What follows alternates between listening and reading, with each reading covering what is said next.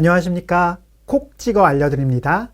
갈등과 관련된 강의 두 번째 시간입니다. 두 번째 시간에는요, 첫 번째 시간에 갈등은 어떤 유형이 있고 갈등의 의미가 뭐라는 것을 함께 좀 봤는데요. 두 번째 시간은 그렇다면 이 갈등을 우리들은 어떻게 대하고 있나, 갈등에 대처하는 우리의 자세는 어떤 유형이 있을지 함께 살펴보도록 하겠습니다. 그래서 흔히들 갈등 대응 유형이라고 하는데요. 영어로는 토마스 킬만 테스트라고 합니다. 그래서 여러분이 갈등이라는 것을 검색해 보시면 이렇게 5가지 유형으로 갈등을 분류해 놓은 것들을 많이 보셨을 거예요. 이 5가지 유형이 흔히들 사람들이 갈등을 만났을 때 대하는 방식들입니다. 빨간색이 진해지는 그 화살표를 보실 텐데요. 이 빨간색이 진해질수록 목적을 추구하는 양상이고요. 파란색, 아래 파란색이 진해질수록 사람을 중요시하는 이런 방향성이 있다고 해요. 그래서 회피, 수능, 타협, 경쟁, 협력, 이 5가지가 이렇게 골고루 분포되어 있습니다. 많은 분들이 이런 다양한 형태의 갈등 대응 방식 중에 몇 가지를 쓰시는데요. 이것은 결론부터 말씀드리면 어느 것이 더 낫다 이렇게 말할 수는 없습니다. 단지 갈등을 많이 겪어보고 다양한 방식의 갈등을 해결해 본 사람일수록 한 가지만의 갈등 해결 방식을 고수하지 않고 상황과 환경에 맞춰서 다양한 방식을 골라 쓰는 것이 성숙한 갈등 해결 방식이라고 해요. 자, 그러면 하나씩 살펴보겠습니다. 첫 번째는 회피형입니다. 갈등이 왔을 때 다음의 이야기에 아니면 시간이 가면 다 해결되는 일이야 이렇게 말하는 분들이요. 여러분 친구분들 중에 혹시 갈등이 생기면 한두 달 잠수 타는 분들 계신가요? 저는 중학교 때 그런 친구가 있었어요. 무조건 한번 싸우면 일주일 동안 말을 그냥 안 하는 거예요. 그리고 친구 모임에 나오지 않는 거죠. 일주일이 지나고 나면 그때 아무 일 없는 듯이 나오는 이런 유형의 사람들이 회피형의 갈등 해결 스타일을 가진 사람이라고 합니다. 모든 갈등 해결 스타일은요, 장점과 단점이 있습니다. 자, 긍정적인 측면은 급한 상황에서 회피형 유형의 사람들은 스스로를 보호할 수 있습니다. 그리고 두 번째는 과열된 상황을 어느 정도 좀 진정시킬 수 있는 게 회피형의 장점입니다. 부정적인 측면은요, 계속 회피하면 여러분의 의견이 무시당할 수가 있어요. 그리고 더 중요한 거, 회피형의 분들은 갈등을 외부적으로 해결하지 않기 때문에 한마디로 화병에 많이 걸리시는 분들이 많이 계세요. 그래서 회피형의 갈등 해결 스타일을 주로 하시는 분들을 위한 조언은 주위에 우호적인 분위기로 경청해 주시는 분들이 좀 있으셔야 되고요. 그 다음에 아주 안전한 환경에서 계속 갈등에 대해서 나는 이렇게 생각해, 아니면 나는 이렇게 하고 싶어 라고 해서 자기 주장을 하는 것들을 연습해 보시기를 권유해 드립니다. 두 번째 갈등 해결 스타일은 수능형입니다. 상대방이 원하는 걸 다 해주는 유형이죠. 모든 사람들이 수능형일 때가 있어요. 어떤 때냐면요, 사랑할 때, 사랑하는 사람을 위해서 무언가를 할 때. 저는 이제 둘째가 4살이거든요. 근데 요즘에 둘째가 이제 기저귀를 떼고 이제 재미있는 말들을 시작해서 가장 귀여울 때입니다. 그래서 첫째 아이가 뭘 원하면 안 돼! 이런 말을 하다가도 둘째 아이가 뭘 원하면 다 들어주게 돼요. 왜냐하면 이게 너무 귀여울 때니까요. 그런 것처럼 여러분이 사랑하는 사람, 또 마음이 가는 사람, 또 그 사람의 마음을 얻으려고 할 때는 이런 수능형의 스타일을 의도적으로 택하게 되죠. 그래서 목표보다 사람을 우선시해야 될 때 이 스타일을 많이 쓰십니다. 그 두 번째, 수능형에도 부정적인 게 있는데요. 무엇이냐면요, 계속 상대방이 원하는 대로 해주면 상대방이 더 이상 여러분의 의견 자체를 묻지 않을 경우도 있어요. 그래서 가끔씩은 쟁점 위주의 대화를 시작하시는 것도 수능형만을 하시는 분, 갈등 해결을 하시는 분들을 위해 권유를 드립니다.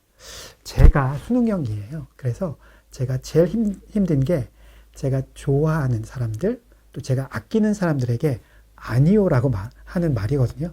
그런데 연습을 해야 되더라고요. 그래서 여러분께도 권유드립니다. 세 번째는 타협형입니다. 쌍방의 이익을 위해 적절한 타협으로 문제를 해결하는 유형인데요. 한국에서 보면 한국에서는 이 유형의 분들이 굉장히 많이 계세요. 왜냐하면 우리 한국이나 일본, 중국 이렇게 그 동북아의 문화권들을 고맥락 사회라고 하거든요. 고맥락 사회라는 게 어떤 말이냐면 다른 사람 또 나와 함께 있는 공동체가 나를 어떻게 생각하는지가 굉장히 중요한 사회. 반대로 저맥락 사회라는 게 있는데요. 미국이나 독일 뭐 이런 곳들입니다. 굉장히 모든 게 문서화되어 있고 내 자신이 나를 어떻게 생각하는지가 가장 중요한 사회. 물론 서구에도 고맥락 사회들이 있어요. 프랑스나 이탈리아가 고맥락 사회라고 합니다. 근데 이런 사회에서는 갈등이 있는 것 자체가 공동체에서 굉장히 좀 자기 자신을 소외시키는 거기 때문에 갈등을 빨리 해결하려고 하는 성향이 있습니다. 그래서 이 타협의 툴을 많이 쓴다고 해요. 물론 타협에도 긍정적인 측면과 부정적인 측면이 있습니다. 양쪽 모두 양보해서 하나씩 얻기 때문에 타협은 시간적인 측면에서 효율적인 측면에서 굉장히 좋습니다.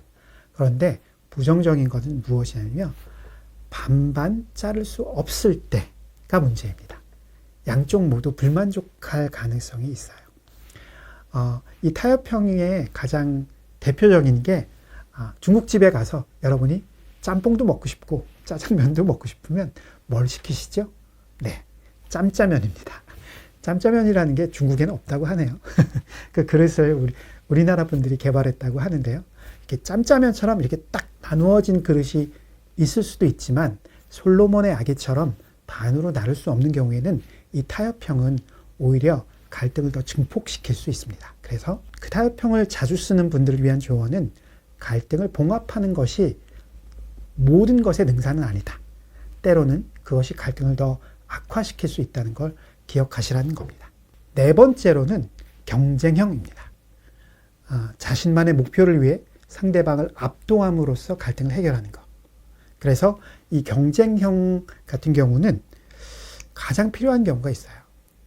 우리 팀이 아니면 우리 조직이 상대방과 무한 경쟁에 뛰어들었을 때, 그래서 전쟁이 났을 때나 아니면 무한 경쟁 사회에서의 조직은 대부분 굉장히 뾰족한 삼각형이 됩니다. 그래서 긴급한 의사결정을 할 수 있게 만들죠.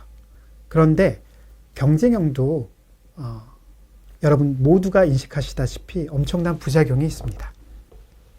바로 경쟁형에서 목표를 추구하는 것 반대인 사람을 잃어버릴 수 있죠. 여러분이 만약에 점심시간에 동료들과 같이 식사를 하러 가실 때 경쟁형으로 항상 여러분이 드시고 싶은 음식만을 위해서 계속 주장하시다 보면 어느새 여러분은 고독한 미식가가 된 여러분을 발견하실 수 있습니다. 혼자만 맛있는 걸 드시러 가실 수밖에 없죠. 그렇듯이 관계에 이 경쟁형은 부정적인 영향을 끼칠 수밖에 없습니다. 그래서 그 경쟁형을 많이 쓰시는 분들을 위한 조언은 무엇이냐면요. 싸울 때와 물러설 때를 구분하시는 것. 그래서 어떤 것이 내가 물러서면 안 되는 것인지를 고르시고 나머지는 어느 정도 순응해 주시거나 타협해 주시거나 때로는 못 본 척 해 주시거나 이렇게 강약을 조절하는 그런 강약 조절의 미학을 좀 발휘하시기를 조언드립니다. 마지막으로 많은 분들이 흠모하시는 또 사회적 경제나 협동조합 쪽에서는 대부분의 분들이 이 유형이신데요. 바로 협력형입니다. 함께가 멀리 간다는 모토를 가지신 분들이 대부분 이 유형이신데요. 목표도 추구하지만 상대에 대한 배려를 통해서 모두를 만족시키는 것. 사람도 얻고 목표도 얻는. 그래서 사회적 경제가 추구하려는 궁극적인 방향성 이렇게도 볼 수 있겠네요. 그런데 여기에 장점은요. 양쪽 모두를 만족시키고 이렇게 협력적으로 다루어진 갈등은 재발하지 않습니다.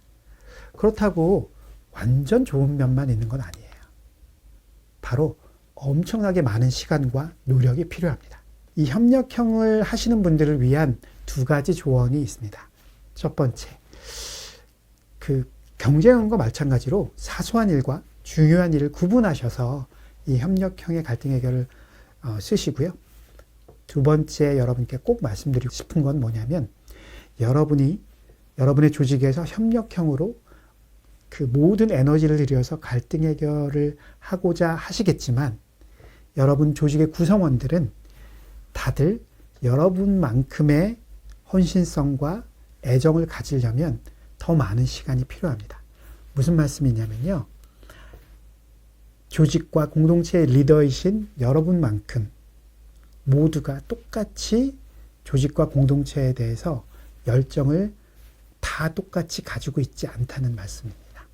그래서 그 사람들에게는 모든 것을 이렇게 협력적으로 온 에너지를 들여서 해결하자고 하면 부담을 더 느낄 수도 있어요. 그래서 공동체에서 어떤 분들은 지금 막 한 발을 딛고요. 간을 보고 있는 중이시면 대부분은 조직의 리더가, 공동체의 리더가 알아서 다 결정해 주시길 원하고요. 한 발씩 딛고 저울질을 하고 있는 분들은 어느 정도 타협으로 하고 중요한 큰 물줄기는 여러분들이 리더분이 해주시기를 원하는 분들도 있을 겁니다. 그런데 이제 어느새 그 사회적 경제 협동조합이 자기 삶의 온전히 가장 중요한 것이다라고 느끼시는 분들은 이렇게 협력적으로 애를 쓰면서 함께 해결을 하시겠죠. 그 에너지를 같이 여러분만큼 쓰시려고 할 것입니다. 협력형으로 갈등을 해결하시려면 갈등의 상대방 또한 협력형으로 에너지를 들여야 되거든요.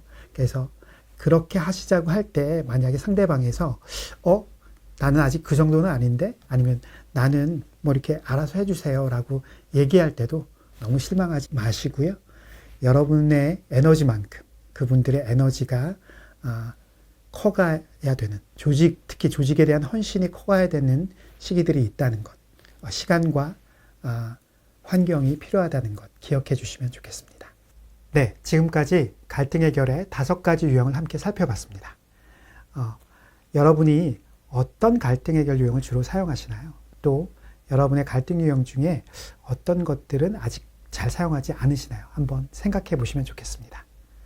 지금까지 콕 찍어 알려드립니다. 잘 들어주셔서 정말 감사드리고요. 다음 시간에 또 뵙겠습니다.